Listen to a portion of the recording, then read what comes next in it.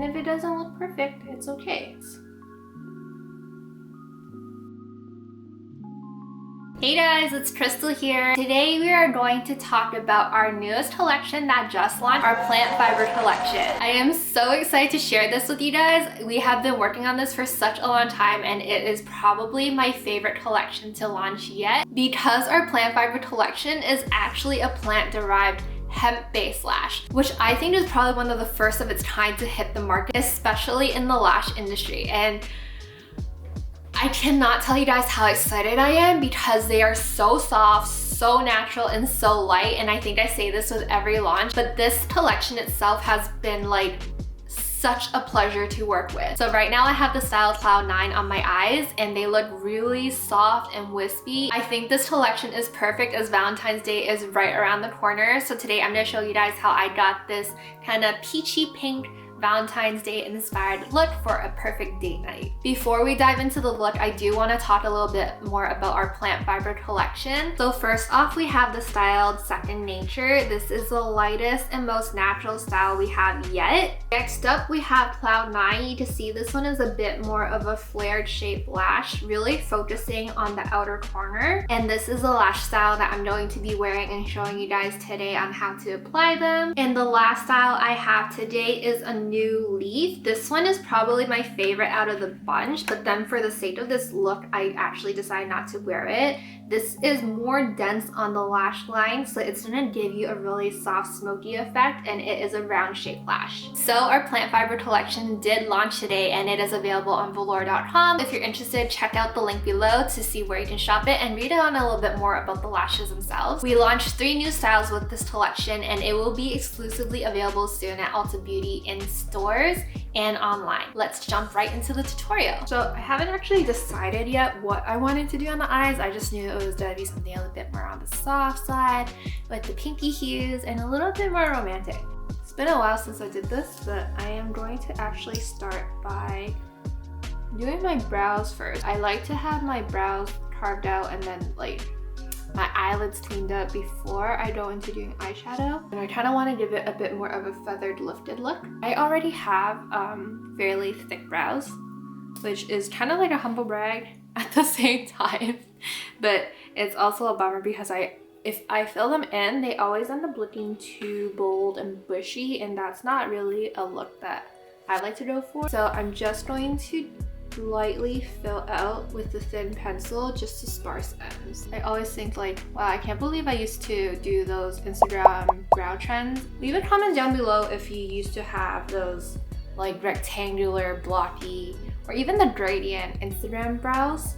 I would love to know because I don't want to feel alone in this. But if you also had it, I think this is a good time for me to also understand what you guys like to see in brow products. So when we're creating future products, who knows, you might have been the person who inspired it all.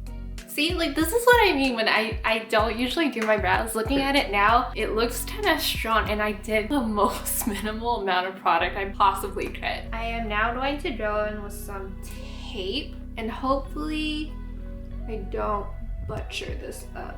So I'm just going to take, this palette is really soft pink and peachy tones. I'm just going to take the first lightest peach tone and go all over my crease area with a fluffy blending brush.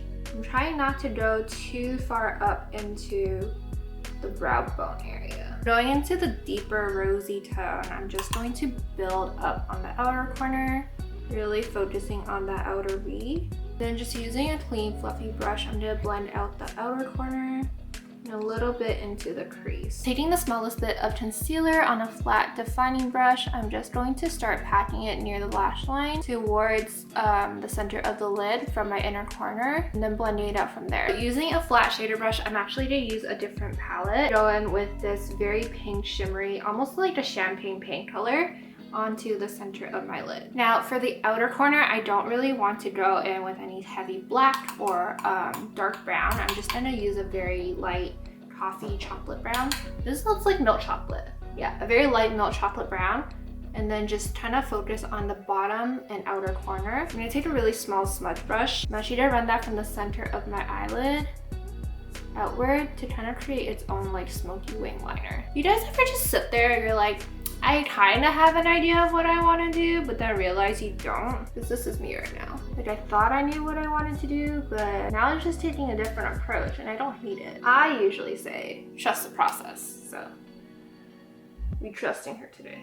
And if it doesn't look perfect, it's okay. Makeup's supposed to be fun, and I think I'm having quite a bit of fun right now. I don't think this should take too much time either, but let's take off the tape. I really like this side. I think I'm more concerned about this side because it looks a little angled up. What do you guys think? Does it look even?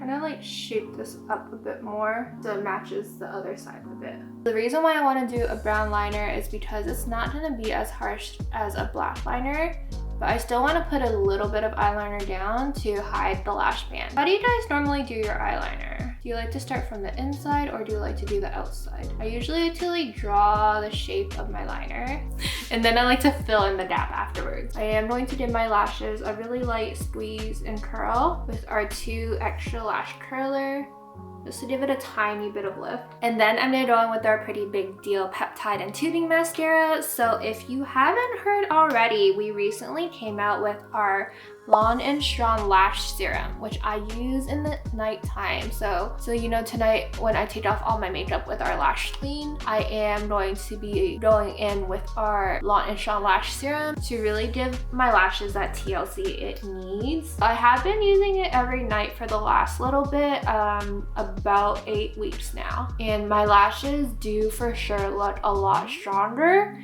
and healthier. I have inner corner lashes now. I used to not have inner corner lashes. Let us take a quick coffee break.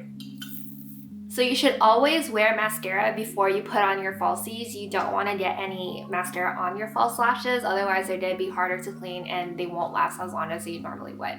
So today I am going to be wearing Cloud 9 from our Plant Fibre collection. And then before actually applying the lash, I'm just going to go in and measure from inner corner to outer corner just to see how much I need to trim, because I don't have an eye shape where I can put the whole lash on, because if I put the whole lash on, it starts to stab me from the inner corner. So what you actually want to do is find the inner corner where you're most comfortable putting the lash down and seeing how much you need to trim from the outer corner. From the outer corner, you want to end where your eye, like the top lash line ends, not where your lashes end.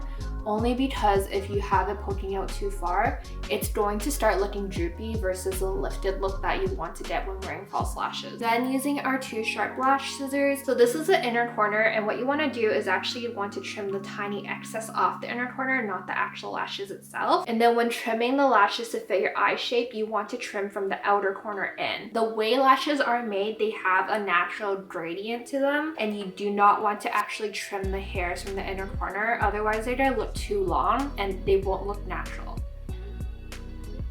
So I cut off a notch of lashes that I know isn't going to suit my eye length at all. It's going to be way too long. And before I actually apply lash adhesive onto the band itself, I am going to go take a look in the mirror and measure one more time just to see if it's the right length for my eyes. What are we thinking? I think that's pretty good. So while I wait for the adhesive to get tacky, I'm actually going to take my lash band and toggle it around. So once the adhesive is tacky, I like to take a mirror and then put it kind of under my face at a 45-degree angle and look down from applying. And then I like to like line it up, but aim towards the inner corner and lash the inner corner and then drag it to the outer corner. So it kind of hooks itself onto the inner corner first as an anchor point. And then once you place down the lash, it should adhere with ease. So that's my favorite thing about our lash adhesive, is that it doesn't take too long to get tacky, but when it is tacky, it will hold. We did this shoot at a butterfly conservatory, and it was one of the most fun shoots I've ever been on. I screamed a lot because I am quite terrified of not bugs or insects in general. It's funny because like when I tell people I don't mind spiders, they think I'm crazy, but I really do not mind spiders compared to insects that can fly. So butterflies terrify me, dragonflies. Grasshoppers scare me too because they're kind of erratic. They jump out of nowhere. I'm going way off topic with this, but it was such a fun shoot, and I remember just not even noticing that I had lashes on because they were so light. Like even now I can barely tell that I have a lash on my right eye. So I like to actually go from outer corner on this eye, hook it into the outer corner and let it anchor first, and then drop and let the inner corner kind of latch down and find its center point. So this is how the look is currently looking. The lashes definitely help hide all of my mistakes, but I'm loving how the shimmer is peeking through the lashes. I like that they're not too heavy or full where you can't see your eyeshadow underneath it. It still looks really fun and I love the colors. Okay, I'm actually pretty happy with how the eyes look. What I'm gonna do next is just dive right into complexion. Don't know why I did that. I'm just gonna prime my face real quick. I don't usually wear highlighter, but I do want a bit more of a dewy finish, so I'm gonna go with a highlighter underneath my foundation. And then going in with the violet sponge from our friends at Uve Beauty, I'm just going to take the corner of that to blend it out. I kind of want that glow from within look, which is why I'm putting the highlighter underneath my foundation instead of on top. When it's on top, I feel like it could be a little bit too much. For foundation, I don't like to go too heavy. Kind of really focus everything onto the center of the face where I have the most redness. And then I have a little friend here. We're gonna name him... What does a lot of planting? So like, I'm only imagining the scene from Bob's Burger where Bob wanted a community garden so badly he went a little bit crazy, and I think that kind of fits the theme of like plants and plant fiber. So we're just gonna cover Bob up with a bit more foundation, and then I'm just gonna do a little bit on my forehead. I really like a sheer coverage foundation as I start to get a bit older, but also because I think being able to show your natural skin come through has been such a fresh breath of air. Specifically because when you're on TikTok and when you're on Instagram now, all you see are people who really utilize the filter feature, that seeing real skin texture. It makes me feel more human, you know, when everything is all about the metaverse and AI. In terms of coverage, I'm pretty happy with that. I'm gonna let this sit and marinate for a little bit longer to have a bit more coverage on Bob. And then now I'm gonna go in with concealer to brighten my under eye area. So because I want to go for a more glow from within look, I do want to focus a bit more on using my concealer to lift a little bit in the areas that need it the most, and I need the most coverage underneath my eyes because I have quite a bit of dark circles. Now for our little friend Bob. I am going to not use a sponge for this because I don't want to take out too much in terms of diffusing him, but instead I'm going to use a soft fluffy brush and blend out the areas around him first, and then using a tapping motion, I'm gonna tap him out to keep as much coverage as I can. But at the same time, you're human. If you have a pimple or a zit, don't worry about it. You know, it doesn't change who you are. What matters most is really what's inside. What I'm gonna do is rub it onto what is this part of your palm called? The bounciest part of my palm, and then I'm just gonna like dab upwards. So after laying the shape of it, I'm gonna go back in the sponge to kind of blend it out some more. I really like this color. It's kind of like, stop, you're making me blush. For setting, I don't want to go in too heavy. I'm really just gonna set the areas that matter the most, and specifically under the eye. And then I'm also gonna go around my nose because I have an oily T-zone. And then to make sure my makeup lasts for my virtual date night, I'm going to just set across the face with some mist. Now that that is set, you can see that like my lower lash line doesn't have anything, so it looks a little off balance. So I'm just gonna go in with that soft brown from earlier to shade in my lower lash line.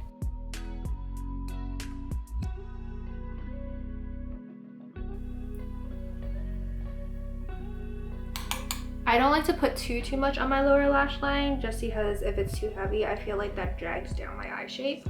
And then for my inner corner, I'm going to use that soft golden highlight shade.